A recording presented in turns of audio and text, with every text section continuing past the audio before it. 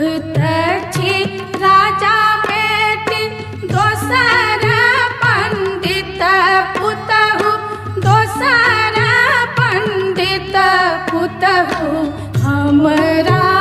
से होतै नहीं हो छावन रे गवा